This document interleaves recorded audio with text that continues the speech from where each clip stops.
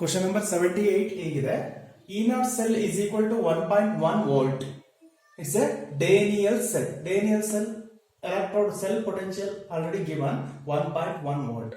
What is the delta G naught ಅಥವಾ change in Gibbs energy? Okay, Daniell cell reaction ಹೇಗಿದೆ? Zn solid plus copper 2 plus give rise to Zn2 plus aqueous. This is also aqueous plus copper solid. Okay, this is the overall reaction of Daniell cell.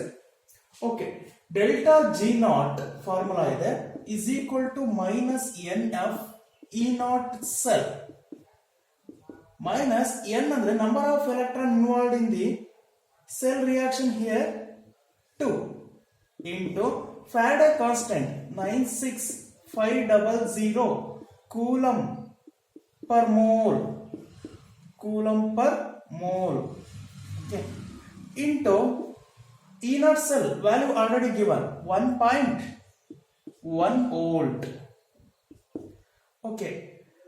2 into 96500 into 1.1 ಇಷ್ಟು multiply ಮಾಡಿದ್ರೆ value ಎಷ್ಟು ಬರುತ್ತೆ observe ಮಾಡಿ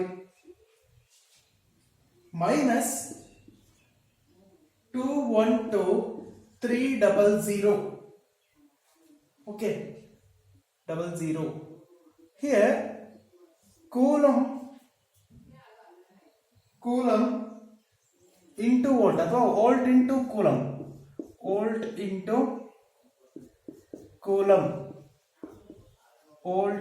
coulomb is equal to the joule. is equal to joule. Okay, ಹಾಗಾದ್ರೆ ಇಲ್ಲಿ coulomb ಇದೆ, ಇಲ್ಲಿ volt ಇದೆ. ಇದನ್ನ ನಾನು ಜೌಲ್ ಅಂತ ಇಂಡಿಕೇಟ್ ಮಾಡ್ತೀನಿ. Next per mole, joule per mole. Okay, answers ಗಳಲ್ಲಿ ಕಿಲೋ ಜೌಲ್ ಪರ್ ಮೋಲ್ ಕೊಟ್ಟಿರೋದ್ರಿಂದ ನಾನು ಜೌಲ್ ಇಂದ ಕಿಲೋ ಜೌಲ್ಗೆ ಕನ್ವರ್ಟ್ ಮಾಡಬೇಕು. Okay, joule to kilo joule. ಹಾಗಾಗಿ delta G naught is equal to the minus 212.300 kilo joule per mole ಆಗುತ್ತೆ.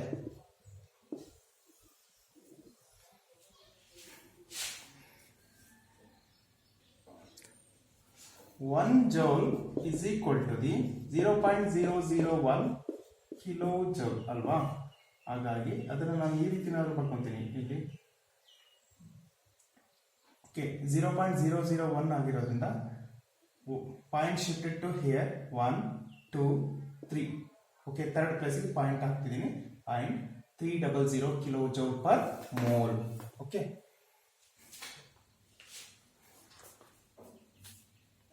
Option check ಮಾಡಿ. Option 2 is correct. Yes, option 2 is correct. Question ಹೇಗಿದೆ? Electrode potential of hydrogen electrode we indicate as EH plus H2 give equal to 18 millivolt. 18 millivolt ಕೊಟ್ಟಿದ್ದಾರೆ. Electrode potential of hydrogen electrode.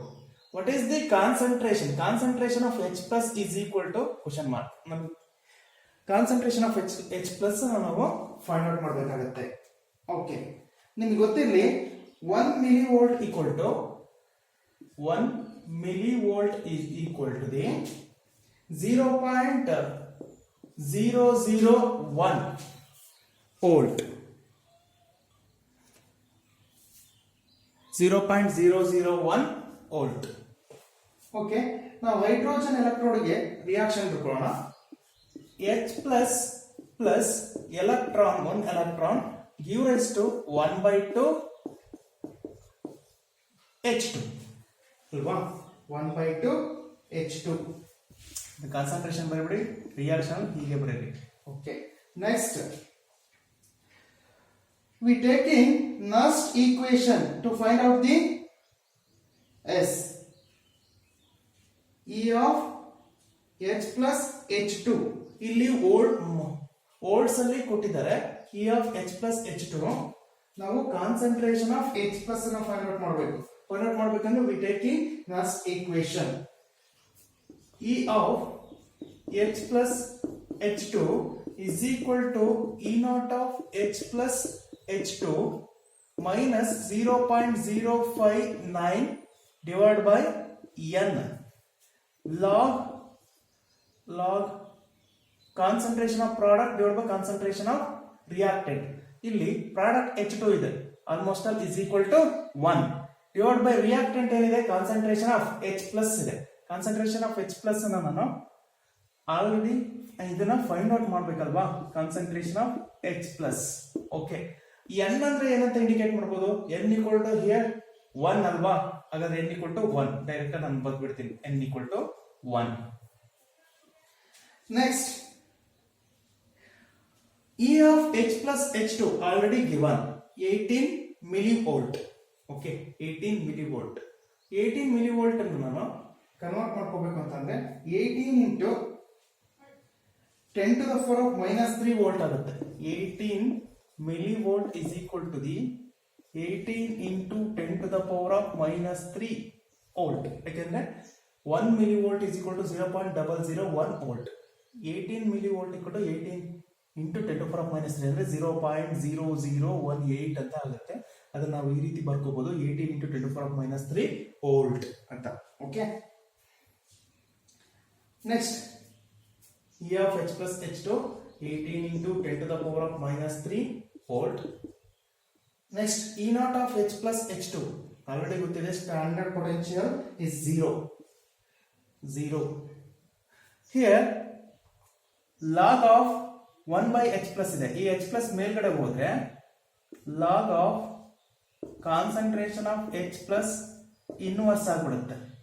ಇದನ್ನ ನಾನು ಈ ರೀತಿ ಬರ್ಕೋಬಹುದು, minus log of H plus ಅಂತ ಬರ್ಕೋಬಹುದು.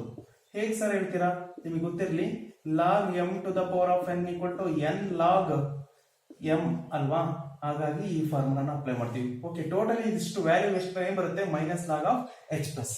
Okay, minus 0.059 divide by 1 ಇರುತ್ತೆ, ನಾನು direct ಆಗಿ ತಗೊಳ್ತಿದ್ದೀನಿ, into minus of log of concentration of H plus. Okay, minus into minus S plus 0.059 log concentration of H plus. Here 18 into 10 to the power of minus 3 volt. ಈಗ ನಮಗೆ ಬೇಕಾಗಿರೋದು H plus ಅಲ್ವಾ, H plus ಅಂದ್ರೆ ನಾನು direct log of H plus ತಗೊಳ್ತಾ ಇದ್ದೀನಿ. log of H plus is equal to the, okay, ಇದನ್ನ log of H plus ತಗೊಂಡಿದ್ದೀನಿ, ಈ 0.059 ಡಿವೈಡ್ ಬೈ ಹೋಗುತ್ತೆ, 18 into 10 to the power of minus 3 volt divided by 0.059 ಅಲ್ವಾ, 0.059 ಇಷ್ಟನ್ನು ಕ್ಯಾಲ್ಕುಲೇಟ್ ಮಾಡಿ, is equal to the 0.3046 value ಬರುತ್ತೆ. ನೆಕ್ಸ್ಟ್ ನಮಗೆ H plus ಅಷ್ಟೇ ಬೇಕು, concentration of H plus log ಈ ಸೈಡ್ ಹೋದ್ರೆ ಆಂಟಿ ಲಾಗ್ ಆಫ್ 0.3046. ನಿಮಗೆ ಆಲ್ರೆಡಿ ಲಾಗು ಆಂಟಿ ಲಾಗು ಫೈಂಡ್ ಔಟ್ ಮಾಡೋದು ಫಿಸಿಕ್ಸ್ ಅಲ್ಲಿ ಹೇಳಿದ್ದಾರೆ, ಒಂದ್ಸರಿ ನೀವು ಅಬ್ಸರ್ವ್ ಮಾಡ್ಕೋಬೇಕು. ಲಾಗ್ ಟೇಬಲ್ ಅಲ್ಲಿ aunty log of 0.3046 value direct ನಾನು ಹೇಳ್ತೀನಿ, 2.02. concentration of H plus equal to 2.02. It's nearly is equal to the 2. ಹಾಗಾಗಿ ಆಪ್ಷನ್ 3 is correct ಅಲ್ವಾ. 2 ಯಾವಾಗ ಬರ್ತಾ ಇದೆ ನೋಡಿ, ಆಪ್ಷನ್ 3 ನಲ್ಲಿದೆ.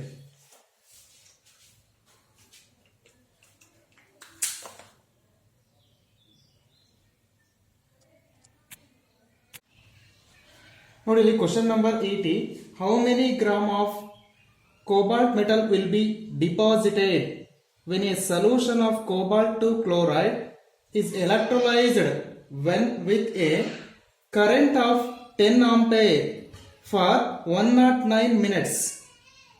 1 Faraday is equal to 96500 coulomb. Atomic mass of cobalt 59. ಹೌದಲ್ವಾ, ಎಷ್ಟು ಕೊಟ್ಟಿದ್ದಾರೆ, ಏನ್ ಫೈಂಡ್ ಔಟ್ ಮಾಡ್ಬೇಕೀಗ, ಎಷ್ಟು ಗ್ರಾಮ್ಸ್ ಡಿಪಾಸಿಟ್ ಆಗ್ತಾ ಇದೆ ಕೋಬಾಲ್ಟ್ ಅನ್ನೋದನ್ನ ಹೇಳಬೇಕಾಗುತ್ತೆ. ಈ ಫಾರ್ಮುಲಾನ ಅಬ್ಸರ್ವ್ ಮಾಡಿ. weight of metal deposited is W is equal to ITZ. Formula I ಅಂದ್ರೆ ಕರೆಂಟ್, T ಅಂದ್ರೆ ಟೈಮ್, Z ಅಂದ್ರೆ electrochemical equivalence. Electrochemical equivalence is equal to the equivalent weight divided by Faraday constant 96500 coulomb per mole. Okay, and also is equal to the mass divided by N into 96500 Faraday.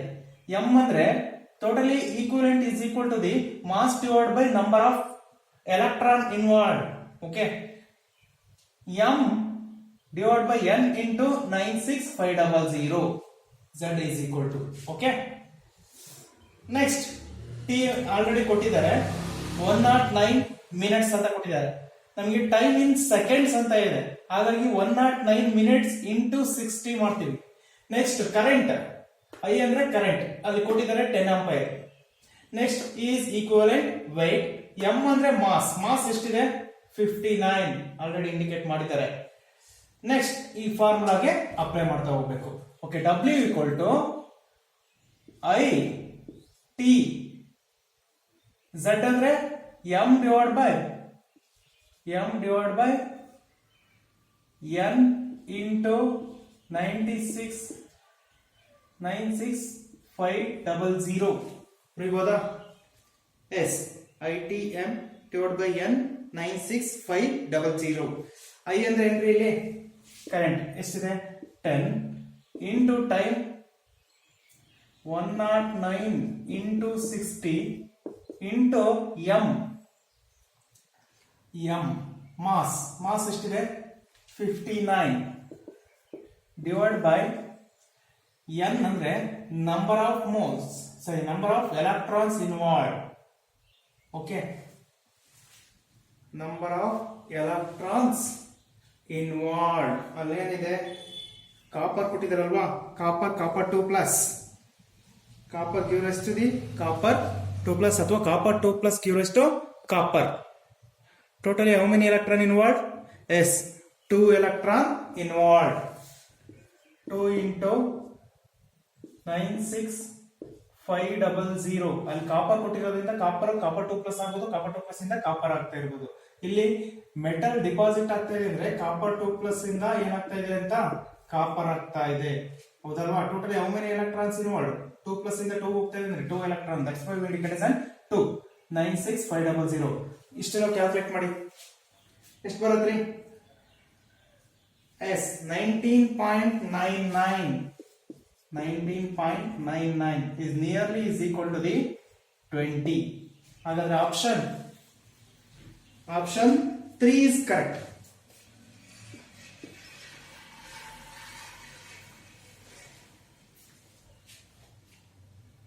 ಈ formula ನೀಟಾಗಿ ನೋಡ್ಕೊಂಡಿರಿ. Question number 81. 9.65 coulombs of electric current is passed through fused anhydrous magnesium chloride.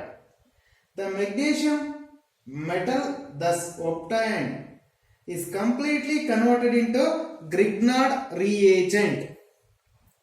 The number of moles of Grignard reagent obtained is. Grignard reagent entry R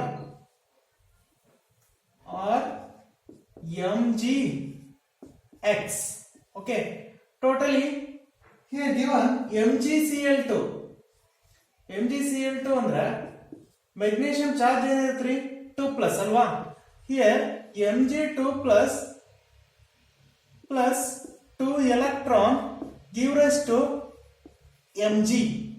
ನೋಡಿ, magnesium ಬರಬೇಕು ಅಂದ್ರೆ Grignard reagent ಅಲ್ಲಿ magnesium ಇದೆ. ಈ magnesium ಬರಬೇಕು ಅಂತ ಅಂದ್ರೆ ಎಷ್ಟು ಎಲೆಕ್ಟ್ರಾನ್ ರಿಸೀವ್ ಮಾಡ್ಕೊಳ್ತಾ ಇದೆ? Totally 2 electron. How many coulombs required here? Yes, for 1 mole of magnesium requires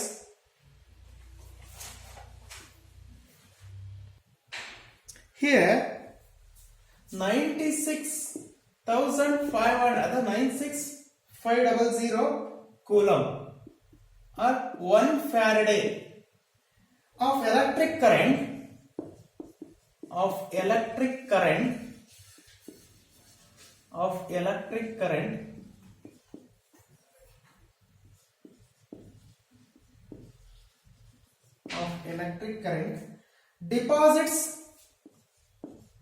deposits 12 gram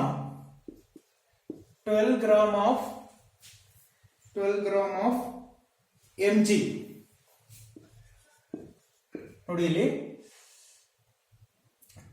2 electron ಅಂದ್ರೆ ಇದನ್ನ ನಾನು 2f 2 Faraday requires mg2 plus ಇಂದ mg ಹೌದಲ್ವಾ. ಬಟ್ 1 Faraday requires mg ನ ಕಂಪ್ಲೀಟ್ ಆಲ್ಮೋಸ್ಟ್ ಆಲ್ ಮಾಸ್ 24 ಆಗಿರುತ್ತೆ. 24 ಅಂದ್ರೆ 2 Faraday request for 24 grams. ಹಾಗಾದ್ರೆ 1 Faraday request for 12 gram of mg. 96500 coulomb or 1 Faraday of electric current deposits 12 gram of mg. And then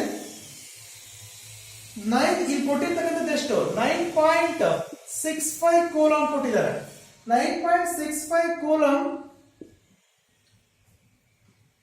require ಅಥವಾ 9.65 coulomb of electric current deposits how much amount ಅಂದಾಗ 9.65 into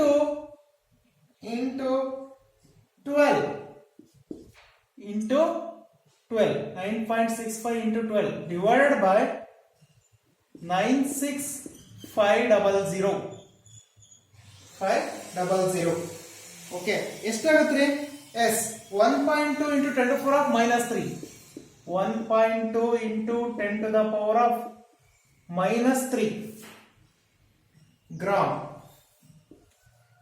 of mg ಬರುತ್ತೆ gram of mg. okay ಹಾಗಾದ್ರೆ number of moles of Grignard reagent obtained ಅಂದಾಗ number of moles ಕೇಳಿರೋದು ಇಲ್ಲಿ grams ಅಲ್ಲಿ ಇದೆ. Number of moles of Grignard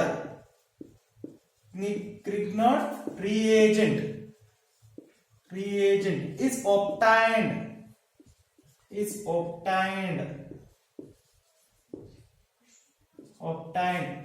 is equal to number of moles of Grignard reagent we indicate as an N is equal to mass divided by molar mass. अगर mass ಎಷ್ಟಿದೆ 1.2 into 10 to the power of minus 3 divided by molar mass. Molar mass of the magnesium is 24. 1.2 divided by 24 is 0.05 into 10 to the power of minus 3. ಇದನ್ನು ನಾನು 5 into 10 to the power of minus 5 ಅಂತ ಬರೀಬಹುದೇನ್ರಿ s. ಹಾಗಾದ್ರೆ option check ಮಾಡಿ. Option 3 is correct. ನಿಮ್ಗೆ ಗೊತ್ತಿರಲಿ 1 Faraday ಅಥವಾ 96500 coulomb of electric current deposits the 12 gram of magnesium. ಈಗ mg2 plus ಇಂದ mg ಹೋಗ್ಬೇಕಂದ್ರೆ 2 Faraday ತಗೊಳ್ತಾ ಇದೆ ಹೌದಲ್ವಾ. 2 Faraday ನಾನು ಇನ್ ಕೇಸ್ 1 Faraday ಕನ್ವರ್ಟ್ ಮಾಡ್ಕೊಳ್ಳೋದಾದ್ರೆ 1 Faraday ಗೆ 96500 coulomb of electric current deposits the 24 ಇರೋದು ಇಲ್ಲಿ 12 ಅಂತ ಮಾಡ್ಕೊತೀವಿ. ಯಾಕಂದ್ರೆ 1 Faraday ಗೆ ಬರ್ಕೊಂಡ್ವಿ ಅಂದ್ರೆ 24 divided by 2 is equal to 12 ಅಲ್ವಾ. 12 gram of mg. ಈಗ ಒಂದು point ನೆನಪಿಟ್ಕೊಂಡಿರಿ 96500 coulomb of electric current deposits the 12 gram of mg and then 9.65 coulomb requires 9.65 into 12 divided by 96500 to forms 1 ಅಥವಾ to deposit 1.2 into 10 to the power of minus 3 grams of mg 9.65 coulomb pass ಮಾಡಿದಾಗ. Okay, ಇಲ್ಲಿ ಕೇಳಿರೋದು number of moles of Grignard reagent ಅಂತ indicate ಮಾಡಿದಾಗ n equal to mass divided by molar mass. Mass already ಬಂದಿದೆ, molar mass 24. Totally final answer 5 into 10 to the power of minus 5. Option 3 is correct. Question number 82 observe ಮಾಡಿ. 82. Al2O3 is reduced by electrolysis at low potentials and high currents if 4 into 10 to the power of 4 I equal to 4 into 10 to the power of 4 sorry 4.0 ಅಥವಾ 4 ಅಂತ indicate ಮಾಡ್ತೀವಿ into 10 to the power of 4 10 to the power of 4 amperes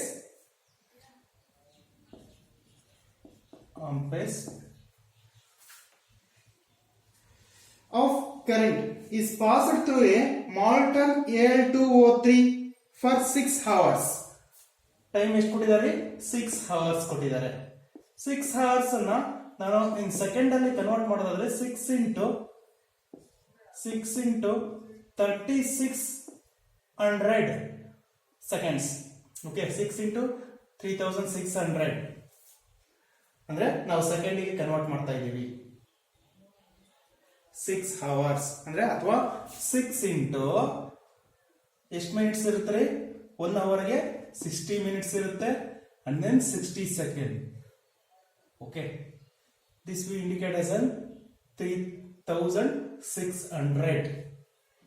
okay, ನಾವು ಇನ್ seconds ಅಲ್ಲಿ ಹೇಳಬೇಕು, hours ಅನ್ನ seconds ಅಲ್ಲಿ ಹೇಳಬೇಕು. ಹಾಗಾಗಿ 6 into 3600 ಅಂತ ಬರ್ಕೊಳ್ತೀವಿ. Okay, next, what mass of aluminum is produced? Assume 100% current efficiency at mass of aluminum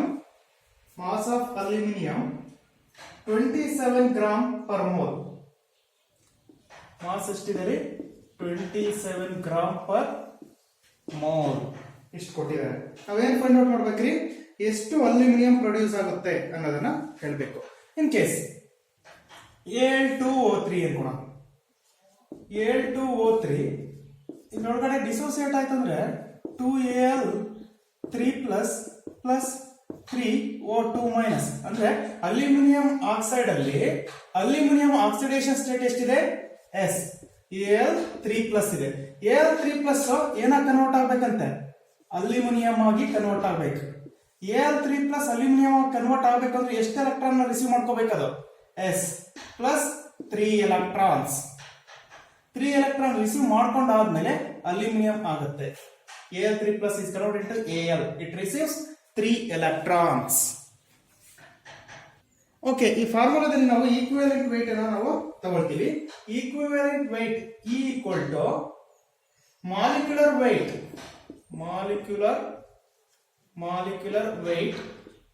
divided by valency factor. Okay, valency factor of aluminum ಏನಾಗುತ್ತೆ? 3 electrons. Valency factor is 3. Molecular weight of the aluminum 27. Molecular weight of the aluminum 27. Valency factor is 3. 3 9s are. Okay. ಈಗ totally equivalent weight ಎಷ್ಟು? 9 gram. Next, according to Faraday law,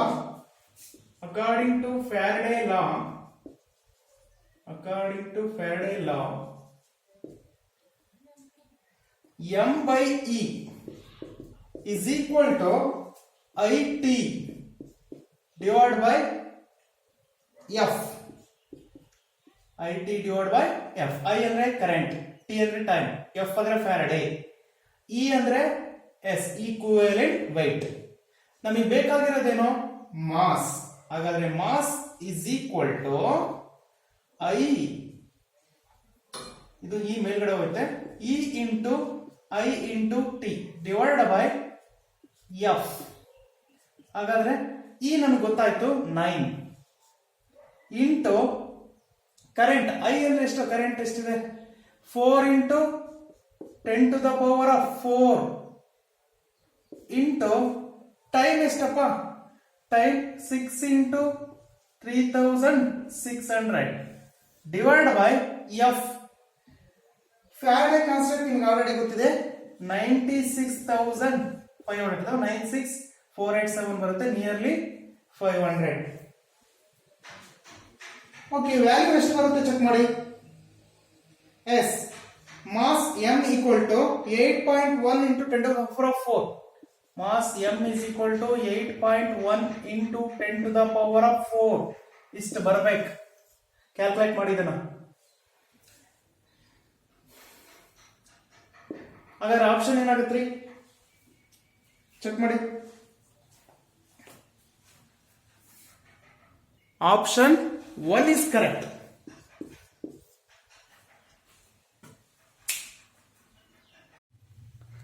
question number 84 ಹೀಗಿದೆ. Zn2 plus 0.1 molar. This is one of the half cell. Salt bridge, copper 2 plus 1.0 molar ion. Vertical line copper. This is another half cell.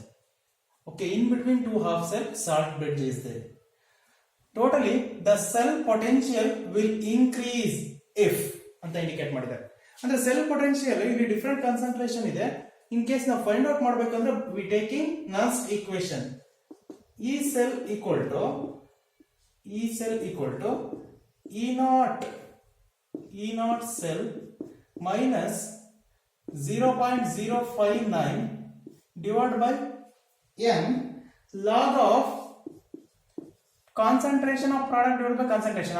Actually zinc ಮತ್ತೆ copper ನಿಮ್ಗೆ already ಗೊತ್ತಿದೆ Daniel cell concentration of Zn2 plus divided by concentration of Cu2 plus ಇದೆ.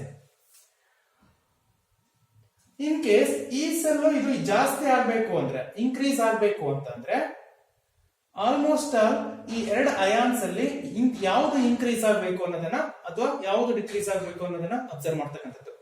Here concentration of copper 2 plus increases, log value become negative. ಅಂದ್ರೆ ಈ concentration of copper 2 plus ಜಾಸ್ತಿ ಆದಂಗೆ ಹೋಗ್ತಾ ಇದೆ ಅಂದ್ರೆ concentration of zinc divide by concentration of copper 2 plus ಮಾಡ್ತೀವಿ, ಆ ಲಾಗ್ ವ್ಯಾಲ್ಯೂ ಫೈಂಡ್ ಔಟ್ ಮಾಡಿದಾಗ ನೆಗೆಟಿವ್ ಬರುತ್ತೆ. ಇದು ನೆನ್ಪಿಟ್ಕೊಳ್ಳಿ, concentration of copper 2 plus increases, log value becomes negative. ಆಗ ನೆಗೆಟಿವ್ ಇಂಟು ನೆಗೆಟಿವ್, ಇಲ್ಲಿ ನೆಗೆಟಿವ್ ಬಂದಿರುತ್ತಾ, ಆ ನೆಗೆಟಿವ್ ಇಂಟು ನೆಗೆಟಿವ್ ಪಾಸಿಟಿವ್ ಬರುತ್ತೆ. ಹಾಗಾಗಿ E not plus something value ಏನಿದೆಯಲ್ಲ ಅದನ್ನ ಆಡ್ ಮಾಡಬೇಕಾಗುತ್ತೆ. ಆಡ್ ಮಾಡಿದಾಗ ಈ ಸೆಲ್ ವ್ಯಾಲ್ಯೂ ಏನಾಯ್ತು ಇನ್ಕ್ರೀಸ್ ಆಗ್ತಾ ಹೋಗುತ್ತೆ. ಅಂದ್ರೆ ಸೆಲ್ ಪೊಟೆನ್ಶಿಯಲ್ ಇನ್ಕ್ರೀಸ್ ಆಗ್ಬೇಕು ಅಂದ್ರೆ ಕಾನ್ಸಂಟ್ರೇಷನ್ ಆಫ್ ಕಾಪರ್ 2 ಪ್ಲಸ್ ಏನಾಗಬೇಕು ಇನ್ಕ್ರೀಸ್ ಆಗ್ಬೇಕು.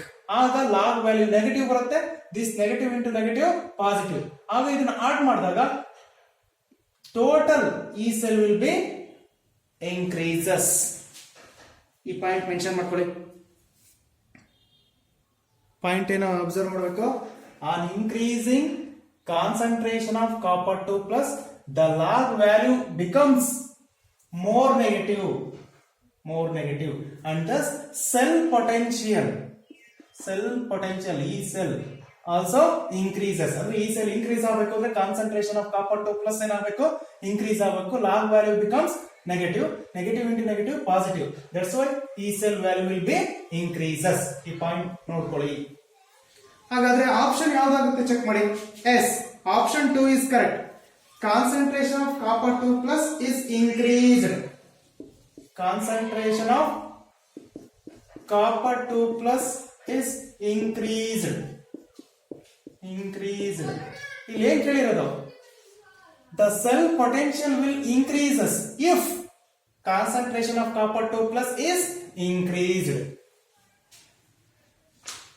Option 2. Dear students, here asking assertion and reason type. Assertion ಏನು ಕೊಟ್ಟಿದ್ದಾರೆ, conductivity of all electrolytes decrease on dilution. Conductivity of all electrolytes decrease on dilution. Reason ಏನು ಕೊಟ್ಟಿದ್ದಾರೆ, on dilution number of ions per unit volume decreases. Number of ions per unit volume decreases. ನಿಮ್ಗೆ already explain ಮಾಡುವಾಗ ಹೇಳಿದ್ದೀನಿ. Okay, conductivity of all electrolytes decrease on dilution. This is correct. Dilute ಮಾಡ್ದಂಗೆಲ್ಲ ಇಲ್ಲೇನಾಗ್ತಾ ಹೋಗುತ್ತೆ, conductivity decrease ಆಗುತ್ತೆ. On dilution number of ions per unit volume decreases. Conductivity depends on the number of ions per unit volume ಅಲ್ವಾ. Okay, ಇಲ್ಲಿ dilute ಮಾಡ್ದಂಗೆಲ್ಲ ions ಏನಾಗ್ತಾ ಹೋಗುತ್ತೆ, per unit volume ಅಲ್ಲಿ ಡಿಕ್ರೀಸ್ ಆಗುತ್ತೆ. ಅಯಾನ್ಸ್ ಡಿಕ್ರೀಸ್ ಆಯಿತು ಅಂದ್ರೆ conductivity also decreases. That's why option 1 is correct. If both assertion and reason true, both assertion and then reason true, and reason is the correct explanation of assertion. Okay, ಈ ಅಸರ್ಷನ್ಗೆ reason correct explanation ಇದೆ, ಎರಡೂ ಕೂಡ true. This is correct explanation for assertion also. That's why question number 85ಗೆ option 1 is correct. Here limiting molar conductivity of NH4OH is equal to ಅಂತ indicate ಮಾಡಿದ್ದಾರೆ. 4 option ಕೊಟ್ಟಿದ್ದಾರೆ. Already you know that. We know that limiting molar conductivity of NH4OH is equal to small lambda naught of NH4 plus lambda naught of lambda m naught of OH minus. Okay, next ಅಲ್ಲಿ option ಅಲ್ಲಿ ಯಾವ್ದು ಕೊಟ್ಟಿರೋದು component, NH4OH ಕೊಟ್ಟಿದ್ದಾರೆ, NaCl and then HCl. Okay, lambda naught of NaCl is equal to small lambda naught of small lambda m naught of Na plus small lambda m naught of Cl minus. Next one, HCl.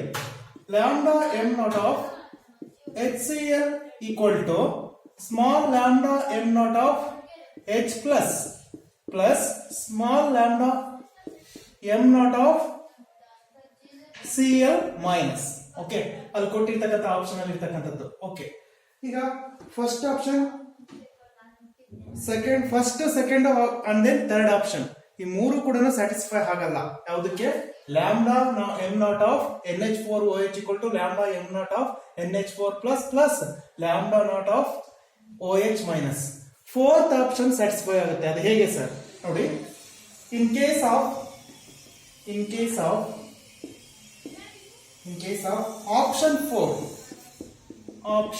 4 direct option 4 ಹೇಳ್ತಾ ಇದೀನಿ, remaining ಬರ್ಕೊಳ್ಳಿ, ಅದು ಬರೋದಿಲ್ಲ. Okay, option 4 ಏನ್ ಕೊಟ್ಟಿದಾರಪ್ಪ, lambda naught of lambda naught m naught of NH4Cl plus lambda naught of NaOH, lambda m naught of NaOH minus lambda naught of m naught of NaCl. Okay, ಈಗ check ಮಾಡಿ, ಇದನ್ನ split ಮಾಡಿ ಬರ್ಕೋಬೇಕು.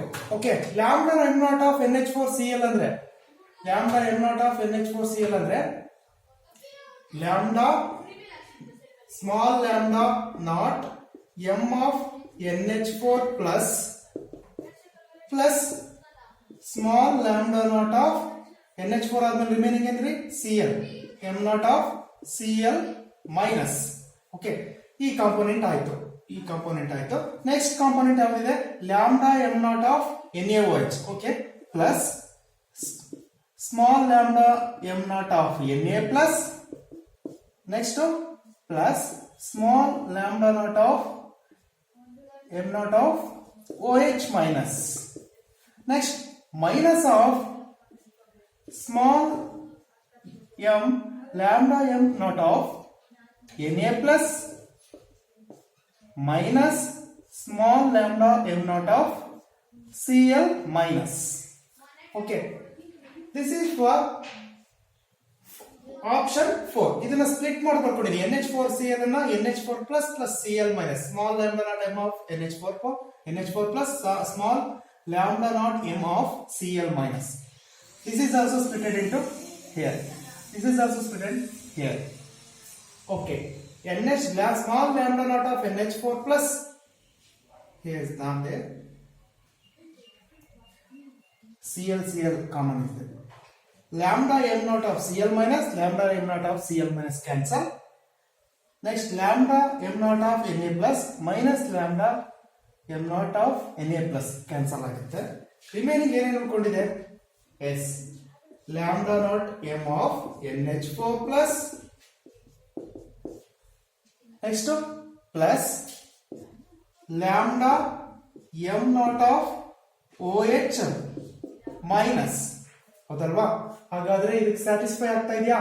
Limiting molar conductivity lambda m naught capital lambda m naught of NH4 OH is equal to the lambda small lambda m naught of NH4 plus small lambda m naught of OH minus. Okay, equation 4 ಮಾತ್ರ satisfy ಆಗುತ್ತೆ. ಬೇರೆ ಏನಿದೆಯಲ್ಲ equation 1, equation 2, equation 3 ಈ ತರ split ಮಾಡಿ ಬರ್ಕೊಂಡು cancel ಮಾಡೋದಕ್ಕೆ ಬರೋದಿಲ್ಲ.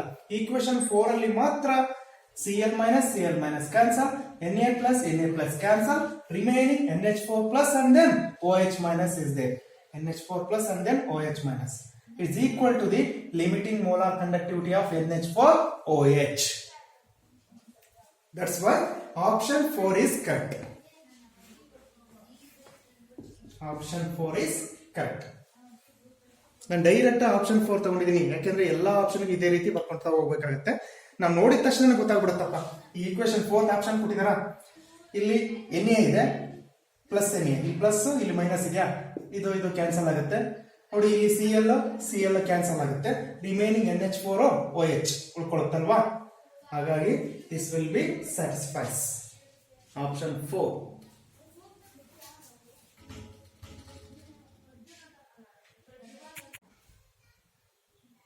ಕ್ವಶನ್ ಏನಿದೆ ಅಬ್ಸರ್ವ್ ಮಾಡಿ.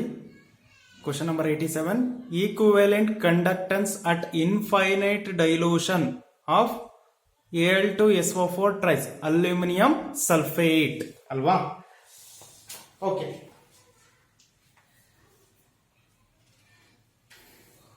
Al2SO4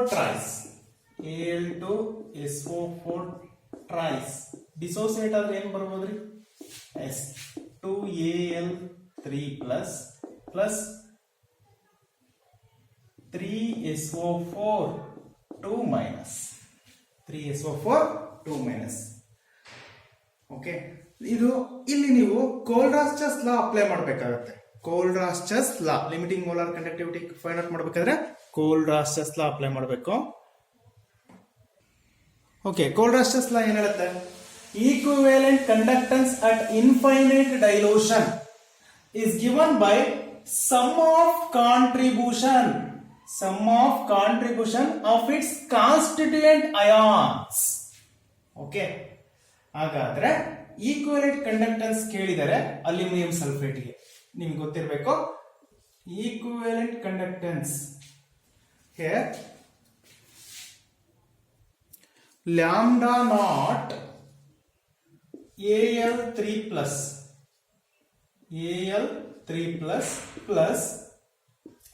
lambda naught of SO4 2 minus. ನೋಡಿ ಇವೆರಡು ಸಮ್ ಮಾಡಿದಾಗ molar conductivity of Al3 plus conductivity of ಅಥವಾ lambda naught of Al3 plus lambda naught of SO4 2 minus some ಮಾಡಿದಾಗ ಬಂದಿರತಕ್ಕಂಥದ್ದು. ಅದನ್ನೇ equivalent conductance at infinite dilution is given by the sum of the contribution of its constituent ions. Constituent ions ಯಾವುದು? Al3 plus and then SO4 2 minus. That's why option 2 is correct.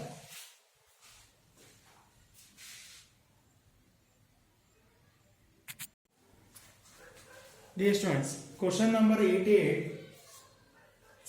Given specific conductance kappa is equal to 0.0112 ohm inverse centimeter inverse.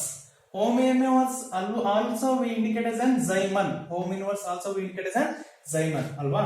Okay, this is the unit for specific conductance. Value ಕೂಡ ಕೊಟ್ಟಿದ್ದಾರೆ. Kappa is equal to 0.112 ohm inverse centimeter inverse. Next resistance R given equal to 55 ohm. Cell constant G star is equal to question mark. ಅಂದ್ರೆ ನಾವು find out ಮಾಡಬೇಕಾಗಿರೋದು cell constant. Okay, ನಿಮಗೆ ಗೊತ್ತಿರಲಿ ಕಪ್ಪ solution ಕಪ್ಪ is equal to G into ಅಥವಾ G star into G ಏನ್ರಿ G star into G. G star ಅಂದ್ರೆ ಏನ್ರಿ ಸೆಲ್ ಕಾನ್ಸ್ಟೆಂಟ್. G ಅಂದ್ರೆ ಕಂಡಕ್ಟೆನ್ಸ್. G ಅಂದ್ರೆ ಏನ್ರಿ conductance. Conductance conductance okay. Next ನಮಗೆ ರೆಸಿಸ್ಟೆನ್ಸ್ ಕೊಟ್ಟಿರೋದು. ಓಕೆ, ನಮಗೆ ಬೇಕಾಗಿರೋದು G star ಅಲ್ವಾ. G star ಅಂದ್ರೆ cell constant. G star is equal to kappa divide by G side ಹೋದ್ರೆ kappa divide by G. Okay, ಇಲ್ಲಿ ಕಂಡಕ್ಟೆನ್ಸ್ ಕೊಟ್ಟಿದಾರೋ ರೆಸಿಸ್ಟೆನ್ಸ್ ಕೊಟ್ಟಿದಾರೋ ಕ್ವಶನ್ ಅಲ್ಲಿ ನಮಗೆ ಕೊಟ್ಟಿರೋದು ರೆಸಿಸ್ಟೆನ್ಸ್. ನಿಮಗೆ ಗೊತ್ತಿರಲಿ 1 ಬೈ ಅಥವಾ resistance is inversely proportional to conductance. ಇಲ್ಲಿ 1 ಬೈ G ಏನಿದೆಯಲ್ಲ 1 by G is equal to R ಅಂತ. ಹಾಗಾದ್ರೆ ಇದನ್ನ ಈ ರೀತಿ ಬರ್ಕೋಬಹುದಾ? ಕಪ್ಪ 1 ಡಿವೈಡ್ ಬೈ G ಏನಿದೆಯಲ್ಲ ಅದನ್ನ K ಇಂಟು R ಅಂತ ಬರ್ಕೊಳ್ತಿದ್ದೀನಿ. Okay, because 1 by G is equal to R. Okay, kappa ಎಷ್ಟಿದೆಪ್ಪ ಕೊಟ್ಟಿದ್ದಾರೆ already 0.0112 ohm inverse per centimetre inverse. Ohm inverse per centimetre inverse. Next into resistance already given 55 ohm. 55 ohm. Ohm inverse ohm cancel.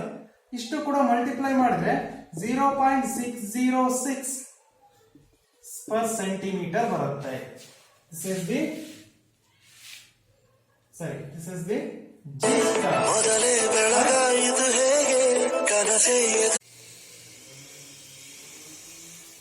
ನೋಡಿ, this is G star is equal to cell constant equal to 0.606 per centimeter. ಅಂದ್ರೆ option ಯಾವ್ದ್ರಿ? Option check ಮಾಡಿ. Yes, option 2 is correct.